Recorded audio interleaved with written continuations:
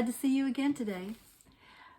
Would you bear with me today while I talk one more time about Marjorie? I might even come back more times to talk about her because I've gained so much from her writings, but I want to read for you today another portion from the book One Thing I Know, and the chapter is called The Scarlet Cloak.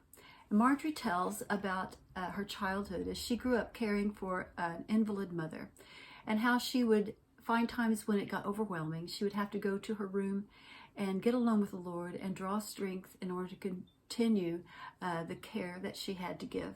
And she mentions in her writings a poem that reminded her of this, and it's called The Celestial Surgeon. It's by Robert Louis Stevenson. I'm going to try to read it for you. It's not very long, but here's how it goes. If I have faltered more or less in my great task of happiness, if I have moved among my race and shown no glorious morning face, if beams from happy human eyes have moved me not, if morning skies, books, and my food and summer rain knocked on my sullen heart in vain, Lord, thou most pointed pleasure take, and stab my spirit broad awake.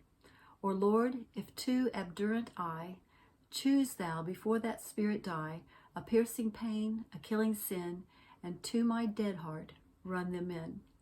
I don't know if I read that very well. And obdurate means stubborn and immovable. And you learn lots of new words when you read old writers. But Marjorie takes the first phrase, my great task of happiness. She knows that the happiness that she will find in life is a choice that she makes. It's something she has to work at. So it's the idea of drawing strength and renewing courage. It's a matter of choice. And even as a child, she learned to create happiness in the midst of difficult situations. She carried this learning through her life, and it shows in her writings. And I think it's a skill that many of us need to learn. And if we have learned it, we need to be reminded of it. Our great task of happiness. So let me read for you now a portion from The Scarlet Cloak. She wrote, I realize that to stand up to life with all my senses fully awake and eager to be used, I need to have my thoughts, feelings, and will rooted in God's will, and to believe wholeheartedly in His plan for my life. When I am apt to forget that I'm able to conquer through Christ, the enemies of my peace, fear, ignorance, and inertia in particular, form tangles in my thinking. A sense of guilt emerges from the muddle. Only fresh surrender of my petty self can make way for the larger self that is waiting life. Then, and then only, will the enemies of destruction, emotionalism, anger, and resentment be turned into the open sea of usefulness and accomplishment. Isn't that beautiful? To stand up to the challenges of life. And boy, are we facing some challenges to life right now.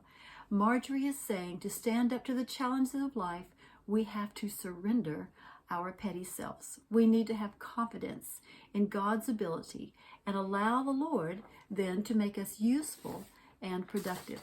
So do we do that? Is that what we actually do? Or do we allow the challenges of life to knock us down?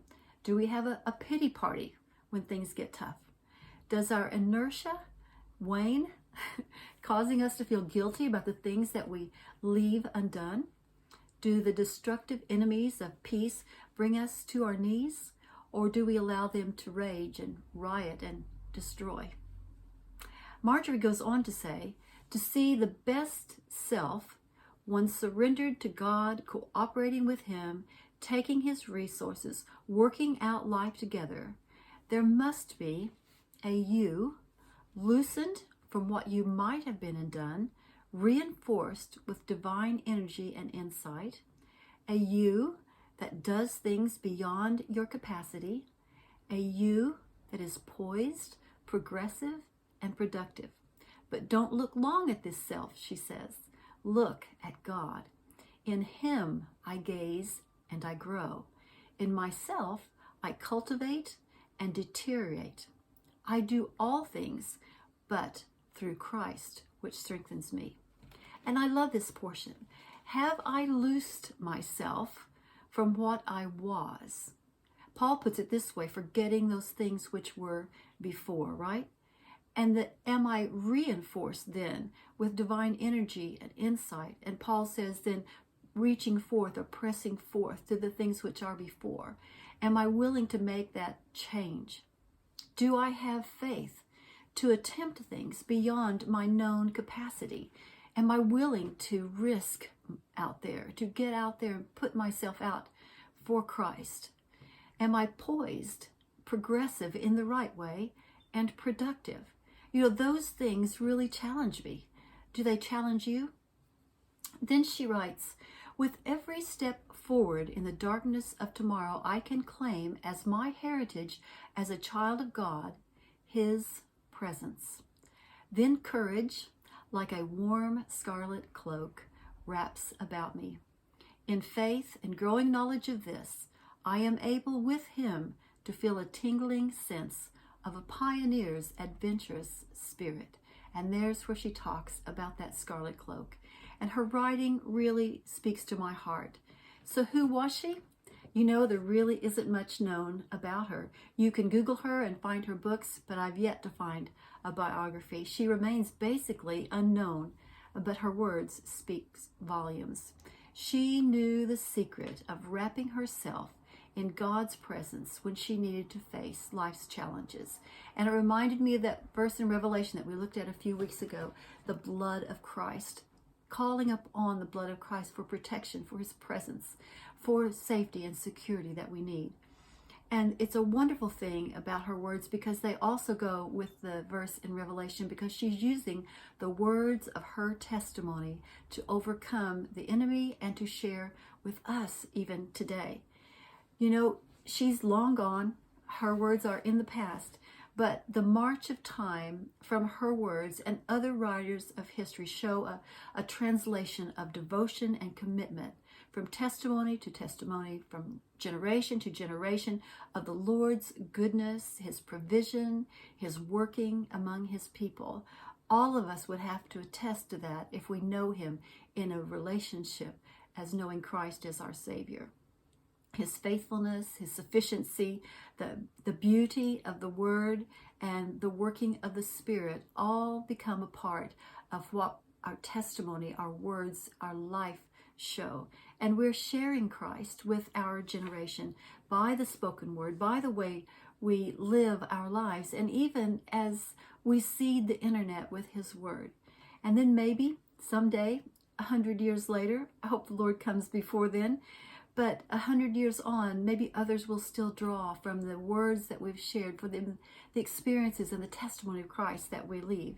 And it makes it all so much more important, doesn't it, that we tell of God's goodness, that we share our story, for it is His story. Marjorie puts it this way: others have had problems and sorrows, and they found their way to the solution. I am hand in hand with humanity. You know, we are not alone. We do not walk this path alone. Our Savior is with us, and others are on the path in the race with us. And we are linked with Christ and with them as we share and carry burdens, and we do life together. So let's wrap ourselves in that beautiful cloak of scarlet, the blood of Christ. Let's know whose we are, where we're going, what we're doing. Let's draw from His strength and courage. Let's make it our task of happiness and find that courage that we need, the fortitude that we're going to need to continue to face the months ahead as we work through the situations that we're in. But as we do, let's make sure that we're leaving a testimony of His goodness for others to find along the way.